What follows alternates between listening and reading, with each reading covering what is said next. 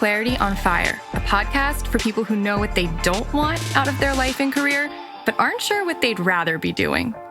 In a world where it's easy to exist, but hard to feel alive, we, Kristen and Rachel, 2 certified life and career coaches, are here to help you cut through the information overload, get unstuck, and focus not just on how you can have a career you're passionate about, but how to create a whole life that feels fulfilling.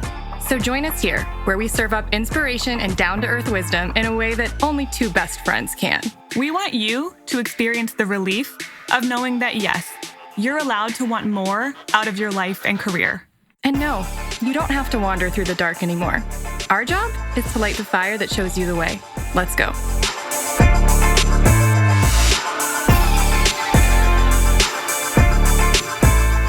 Hello. Hey. Are you ready for another message from the universe? Yes, I could use one right now. I know. I think we all could use one right now.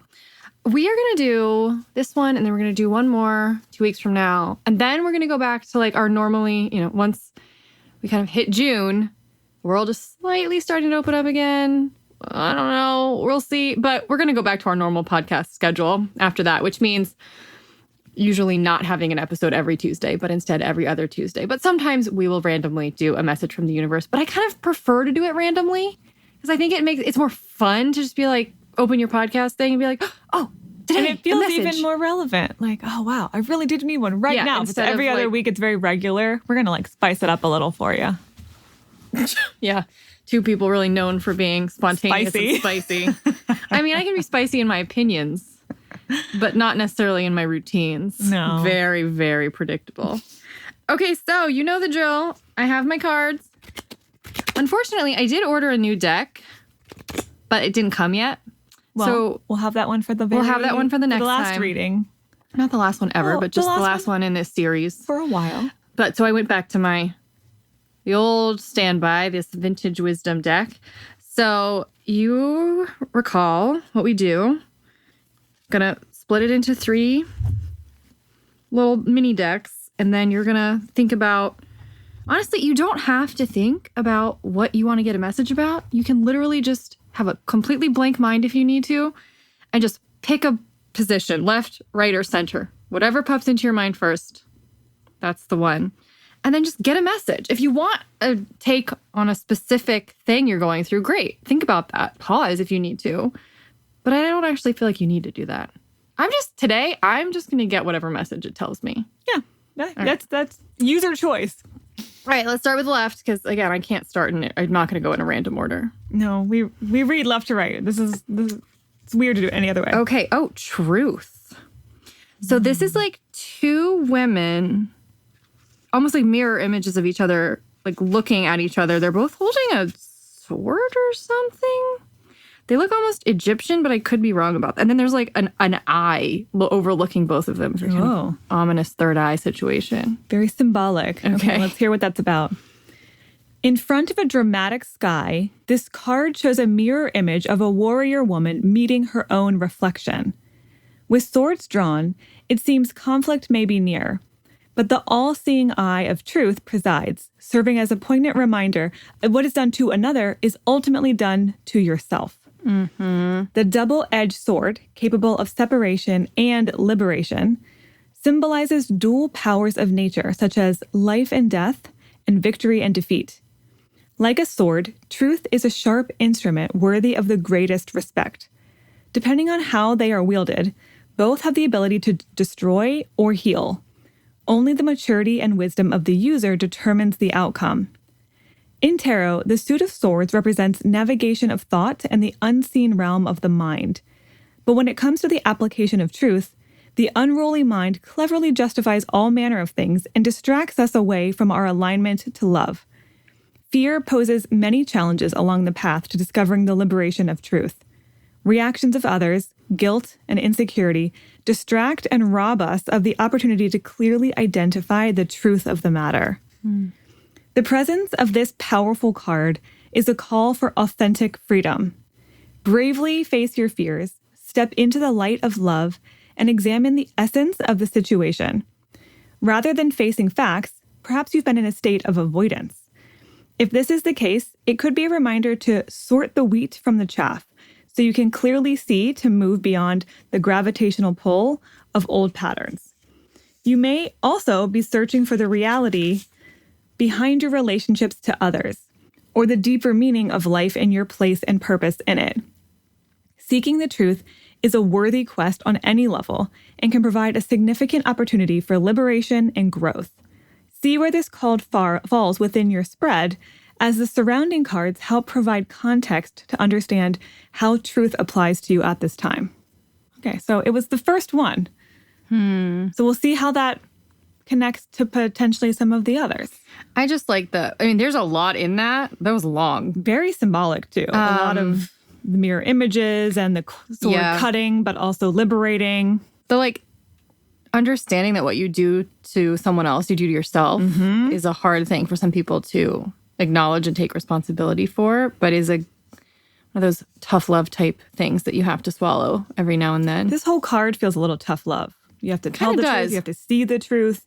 You have to express the truth. Look yourself in the mirror. It's hard sometimes.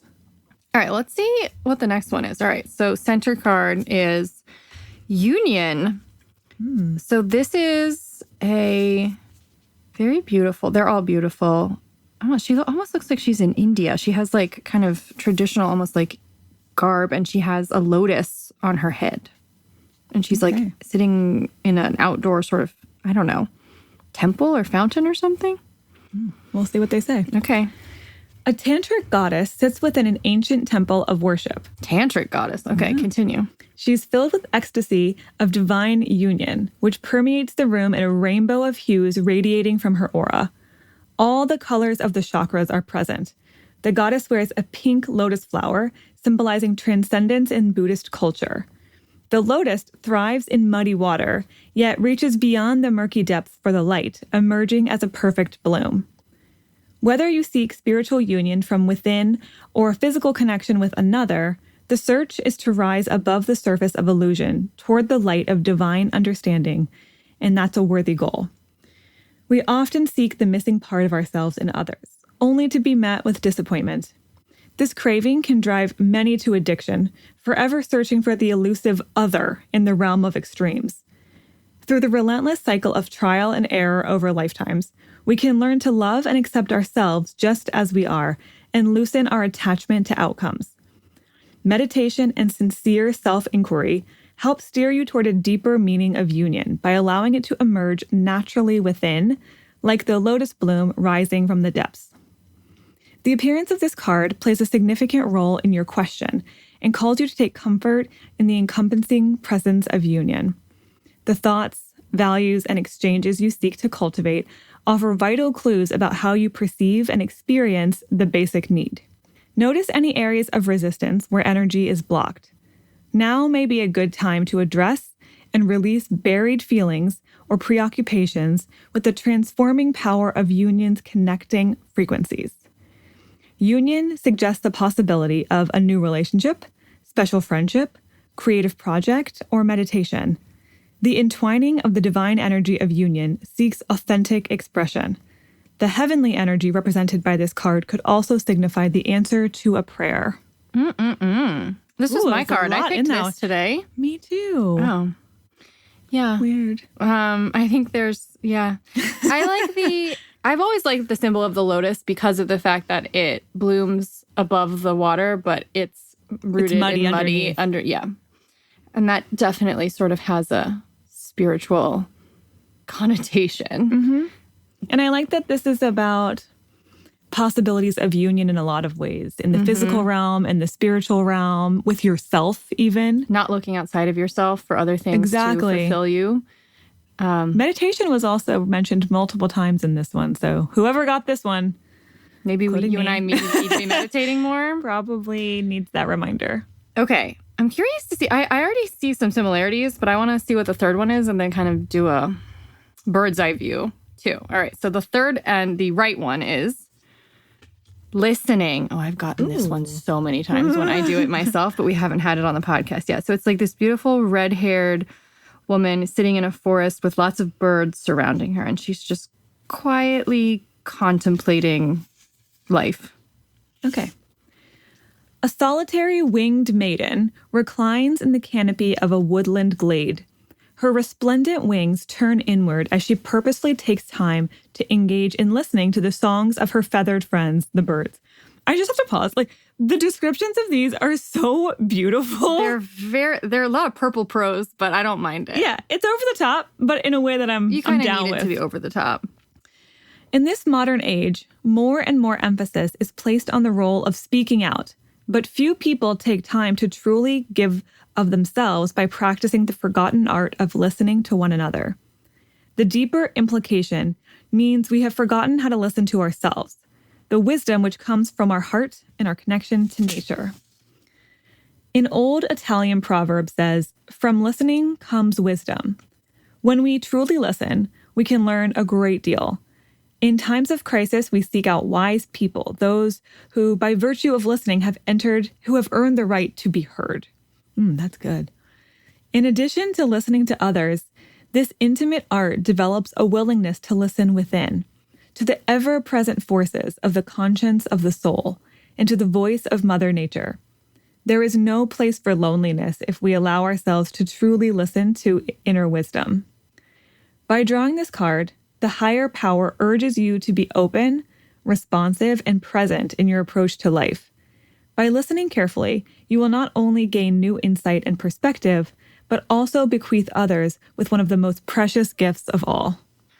This is my take on all three of these put together, is that it is a reminder. Again, you can see each of them separately, or you can kind of see this as the universe doubling down on one message. And I feel like the connecting thread between all of these is stop going outside of yourself. Yes. Don't assume that because you're in conflict with another person, that person is actually separate from you. Because on one level, we're all people. And, if you're pouring out, conflict or hate, I don't think all of you are going around hating people. But if you're harboring maybe resentment, that's taking a toll on you. How you feel or whatever. I'm picking up on that part of the truth card. I know there was a lot more to it. But it did kind of have a little bit of tough love about, hey, you might need to look at the truth of how am I showing up in this situation? And then in union, she mentioned a lot of the time that's where addiction comes from, is going outside of yourself to try to find wholeness or completeness. And it requires you to kind of retreat within to discover that I already have everything that I need. And kind of the same with listening, which is you need to tune inward and listen as opposed to focus outward. So I think this is kind of the whole thing is a bit of a call to go in, to tune inward. Yeah. And all of them, it's so interesting. It's almost like I was hearing you have to go inward to be able to go back out. Yeah. Tune in to go out. Right. So find your own truth before you can actually share truth with others. Listen to yourself before you can listen and really hear others, and be at one in union with yourself before you can ever hope to have that kind of union externally. Yeah. And with the truth, that might be why you're having a hard time with other people or not being able to find the truth, is because you're not going inward. And you may not be listening, and then you might not be finding union because of that. Right. Many common threads here. I also, again, the visual of the lotus comes up again as a good visual of that theme, which is you got to go in to bloom out. Mm-hmm. You got to start in the muddy muck, deep under the surface, to then have a really beautiful bloom on the surface later. I love it. Love the universe for giving us this very visual and interesting message today. So we obviously will I'll take a picture of these cards, put them on the site with the text that Kristen read, so that if you want to go read it instead of go back and re-listen to this, of course you can do that too. As always, please come tell us what card you got and how it resonated with you. I love hearing your stories about how this hit you. Someone, forgive me for forgetting which one of you this was. I think it was one of my clients. I think I know which one you are. I can't say your name anyway, so it doesn't really matter. She said that her husband has gotten into us doing this. And that he normally would not be that into it. Messages from the universe. But he kind of liked it. And I'm like, you know what? I love a little bit of a converting a skeptic. I think it's fun to get a message because you usually have a pretty good sense of, oh, maybe I do need to hear that. Okay. Yeah. Also, it's like, how's it going to hurt you to hear a little bit of wisdom that is for your higher development? It's not. So, okay. We know we've been reminding you a lot, but that's because it's got, 2.5 weeks left, I think, until we're done with our special period of offering you nice things. I'm trying to call it something other than a pandemic special, but I failed. Special period of offering you nice things. Real ring to it, Rachel. A+ marketing skills right here. Oh, so if you'll remember, we are currently offering the Passion Profile short course for half off. It's $125. I just feel like, come on, guys, this is a great time. Because we really want people to use this time to figure out what's next. A lot of people's careers are getting shaken up right now. And if you're trying to figure out, do I want to keep doing what I'm doing? Can I keep doing what I'm doing? Maybe I have to make some changes. Being forced into that. This is a really, really good starting place to figure out what is going to be the right next fit for me. And, you can also bundle that with a single coaching session for significantly cheaper than you will ever get the short course in about 2.5 weeks when we put the price back to normal. And you can also do a single coaching session, which that is going to go away. We only do that. And also, PSA to any former client listening to this, that doesn't go away for you. It'll go back to its normal price, but it's, any former client, anyone who works with us and then wants a single session at any time is allowed to email us, and we will get them on our calendar as soon as we can. That's how we do with our former clients. I have had multiple clients be like, I didn't know you did that. I was like, I'm very sorry for not communicating well with you then. I know. We don't put that anywhere on our site. It's just a thing we let our current clients know, because sometimes you want a little tune-up. Clearly, I failed to tell all of them that, though. Bad business again. I mean, you would think that I would have learned a lesson in the past 6 years, but yes, we do that for all of our previous clients if they want. But right now, anyone can have access to that, and it's cheaper. Yeah. So for all the details and links to that, then go to the show notes or go to clarityonfire.com/pandemic. And this is all ending June 5th. Everything will either go away or go back to its normal price on June 5th. Or I guess after June 5th. June 5th is the last day. Let's put it like that. June 6th would be the time where it's all back to normal. So we will be back on Friday with a new episode of a segment we've only done once before, and it felt like the right time. So we're going to do a Burn This episode. We always intended the Burn This episodes to be random. More spontaneous. And we got a good one. Particularly geared toward, if you want to go listen to the first Burn This, it was in late January. It was about career beliefs to leave in the 2010s now that we're in a different decade. And go listen to that from a time when no one knew what we were going to be going through in 2 months. How innocent we all were. Yeah. But this time we're going to be doing a Burn This, which is about getting rid of beliefs, particularly getting rid of beliefs and stuff that's not serving you. Just stuff we just really need to throw into a bonfire and walk away from. And we're not going to argue with whether or not it's the right thing to do. We know the right thing to do on this one. So we're giving you permission to just burn it all. Burn it up. This Burn This is going to be about, you are not allowed to make yourself sick for a job. Period. This is kind of timely. Yeah. It's always relevant. It's especially relevant right now. Yeah. So we will see you then. Bye.